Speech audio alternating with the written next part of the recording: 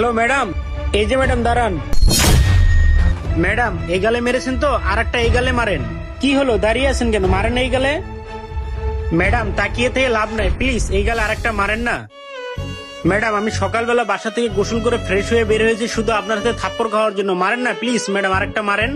আমি বাসায় নিজের হাতে রান্না করেছি, বাবাকে খাওয়াইছি, আমি নিজেও খাইছি, অফিস করছি, অফিস থেকে শুধু বের হয়ে এসেছি আপনার হাতে থাপ্পড় খাওয়ার জন্য, মারেন না প্লিজ ম্যাডাম, আরেকটা মারেন।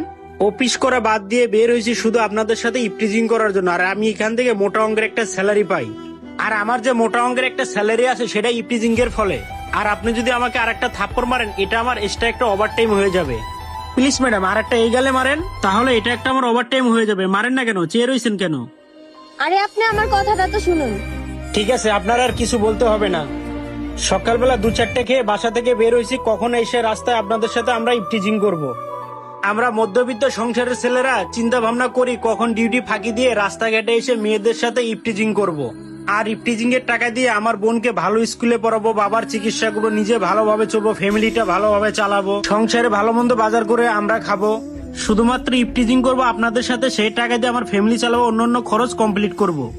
আমার মতো কিছু অভদ্র ছেলেরা আছে না, কখন রাস্তাঘাটে আসবে মেয়েদের সাথে ইপটিজিং করবে, এই চান্সটাই তো আমরা খুঁজি। আর এই শালাদের জন্যই আমাদের পুরুষ জাতির উপর শুধু কলঙ্কটা নেমে আসে। আপনাকে কি বলবো ম্যাডাম, আপনাদের টেনশনটাই থাকে অন্য রকমের একটা চিন্তা ভাবনা। আপনাদের চিন্তা ভাবনায় থাকে শুধু নেগেটিভ সাইডটা, পজিটিভ সাইডটা কখনো দেখেন না আপনারা।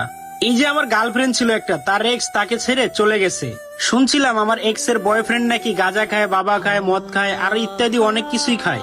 সে জুয়া খেলতো, মেয়েদের সাথে এনজয় করতো, আরো অনেক কিছু বাজে কাজ করতো। তার এক্স এর জন্য আমাকে শুধু দায়ী করতেছে আমি কোনো মেয়ের সাথে ইপটিজিং করি কিনা। সে আমাকে সন্দেহ করে বিদায় সে আমার ফেসবুক পাসওয়ার্ড নিছে, ইমো নিয়েছে এবং হোয়াটসঅ্যাপটাও নিয়ে ইত্যাদি চেক দিতেছে। আর আমার মাঝে মাঝে ইচ্ছা করে 2-4টা চর মেরে দেই, কিন্তু আমার তো সেই ফিলিংসটা নেই। আমাদের মতো মধ্যবিত্ত সংসারের ছেলেরা এগুলো চায় না, তারা চায় কি সাধারণভাবে খেটে খেয়ে মা বাবার মুখে হাসি ফোটানোর জন্য। আচ্ছা আপনারা কি ভাবছেন আমি বাসা থেকে শুধু সকালবেলা বের হইছি আপনাদের হাতে থাপ্পড় খাওয়ার জন্য? আচ্ছা ম্যাডাম আপনি কি ভাবতাছেন আমি সকালবেলা বাসা থেকে বের হইছি আপনার সাথে ধাক্কা খাওয়ার জন্য, আপনার সাথে ইপটিজিং করার জন্য? না, এটা আপনি ভুল ভাবতাছেন। ম্যাডাম আমরা সবসময় এটা ভাবি যে কখন অফিস শেষ করে বাসায় যাব, মা বাবার সাথে সময় দেবো, ফ্যামিলিকে নিয়ে ভালো থাকবো। মার ওষুধ কেনার টাকা, বোনের লেখাপড়ার খরচ এবং সংসারের খরচ নিয়ে চিন্তা ভাবনা করতে করতে কখন যে আপনাদের সাথে অ্যাক্সিডেন্ট হয়ে যায় সেটা আমরা বলতে পারি না। এই ঘটনাটা ঘটার ফলে আপনারা কি ভাবেন ইচ্ছাকৃত ভাবে আপনাদের সাথে ধাক্কা খাই আর ইপটিজিং করি। শোনেন ম্যাডাম, সব ছেলেরা বুকের ভাঁজ আর কোমরের মাঞ্জা দেখে পাগল হয়ে যায় না। শোনেন ম্যাডাম, সব ছেলেকে কুকুর ভাববেন না। একটি ছেলে আপনার সাথে